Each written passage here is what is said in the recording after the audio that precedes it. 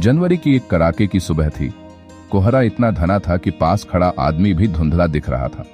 चांदनी चौक की गलियां जो दिन में शोर और भीड़ से गूंजती थीं, इस वक्त एक रहस्यमय सन्नाटे में डूबी हुई थीं।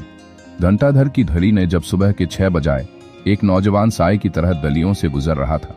लंबे कद, सीधा बदन, आंखों में न थकान न नींद, बस एक बेचैनी। आरव मेहरा, 31 साल का तेज तर्रार आईपीएस ऑफिसर, जिसने कम उम्र में ही कई जटिल केस सुलझाए थे। लेकिन आज कुछ अलग था। उसके चेहरे पर नॉर्मल रूटीन की सख्ती नहीं थी, बल्कि एक अनकही चिंता का बादल मंडरा रहा था। वजह थी एक रहस्यमयी हत्या। आशना वर्मा, एक युवा लेखिका जिसने हाल ही में अपनी किताब धुंध के उस पार से सनसनी मचा दी थी।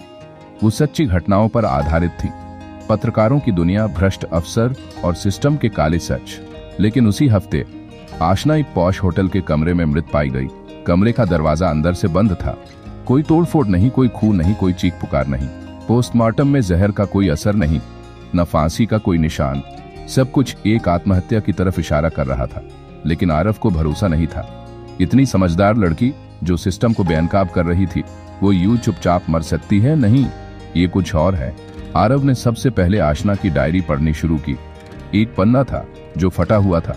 बाकी पन्नों में कुछ खास बातें नहीं, सिवाय एक बार लिखे गए नाम के, जहन। उसने कॉल रिकॉर्ड खंगाले।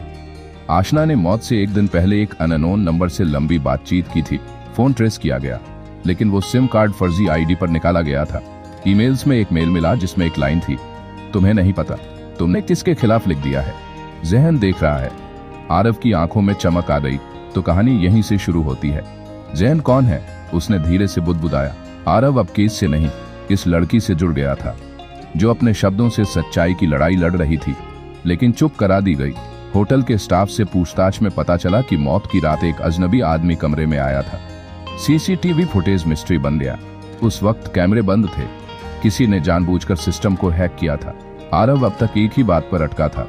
जहन सिर्फ एक नाम नहीं, शायद कोई कोड नेम, कोई गुप्त पहचान, या किसी गैंग का लीडर। और फिर एक सूचना ने कहानी में हलचल मचा दी। एक पुराना गांव बुढ़ेड़ा, जहां आशना 2 महीने पहले रिसर्च करने गई थी, वहीं पहली बार जहन नाम किसी लोक कथा में सामने आया था।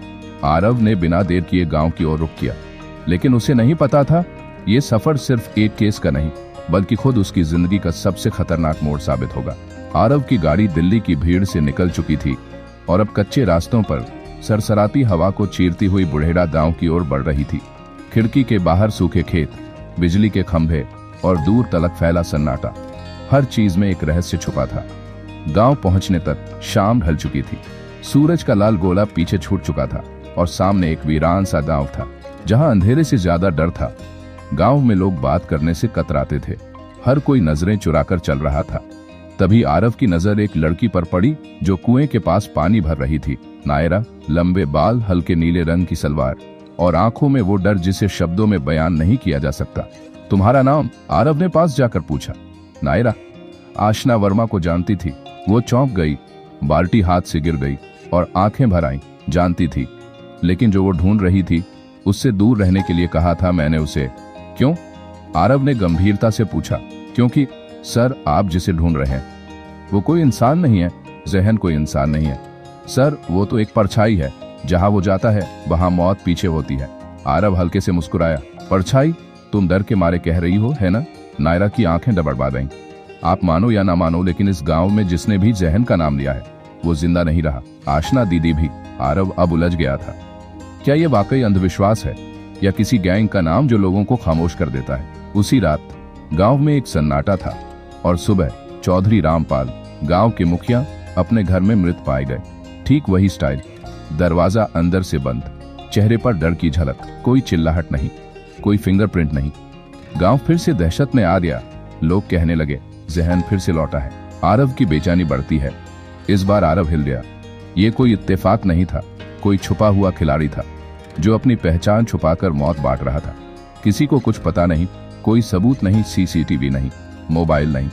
ये कोई आम हत्यारा नहीं हो सकता। ये कोई है जो अंदर की जानकारी रखता है। उसने चौधरी के बेटे से पूछताछ की।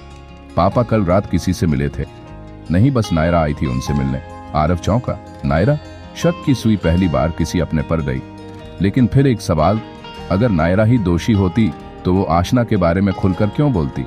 दिल की खामोशी और नायरा की परतें। उसी शाम आरव ने नायरा को दोबारा बुलाया। तुम चौधरी के पास क्यों गई थी? मैं सिर्फ उसे समझाने गई थी कि आप जहन की जांच कर रहे हैं और वो आपके साथ ना जाए। तुम क्यों चाहती हो कि मैं पीछे हट जाऊं? नायरा ने चुपचाप आसमान की ओर देखा, क्योंकि जो भी जहन के करीब जाता है वो वापस नहीं आता। आरव चुप हो गया। उसकी आंखों में पहली बार डर नहीं पर दर्द था। नायरा, तुम जानती हो ना जहन कौन है? नायरा की आंखें भर आईं। जानती हूं, लेकिन आपको बताना मतलब है आपकी जान खतरे में डालना, और मैं अब वो नहीं चाहती। आरव ठहर गया। उसने पहली बार महसूस किया जैसे कोई उसकी परवाह कर रहा हो। नायरा की खामोशी अब उसके दिल को छूने लगी थी। एक अधूरी सच्चाई और पास आती नजदीकियां। धीरे धीरे आरव और नायरा के बीच एक अनकहा रिश्ता बनने लगा, जो न डर पर बना था न जरूरत पर, बल्कि इस सच्चाई पर जो दोनों की आत्मा को जोड़ रही थी। लेकिन केस की गुत्थी अभी बाकी थी, और अब आरव को यकीन हो चला था जहन कोई परछाई नहीं है, वो इंसान है। लेकिन वो कौन है, कहाँ है और क्यों ये सब कर रहा है, ये जानना अभी बाकी है। गांव की रातें हमेशा डरावनी होती हैं, लेकिन उस रात कुछ अलग था। पूरा गांव सोया था, लेकिन आरव की आंखों में नींद नहीं थी।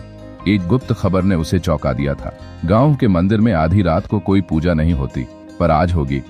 वो तैयार था, बंदूक लोड की, जैकेट पहनी और चुपचाप जंगल के रास्ते मंदिर की ओर निकल पड़ा। हर कदम के साथ धड़कनें तेज होती जा रही थीं। पेड़ों के बीच से छनती चांदनी, मंदिर से आती मध्यम आवाजें, और फिर धूप, राख, तंत्र मंत्र और एक काले कपड़ों में लिपटा इंसान। आरव छिपकर देख रहा था। वो इंसान जहन के नाम पर कोई काला जादू कर रहा था। हाथ में राख, सामने एक तस्वीर, आशना की।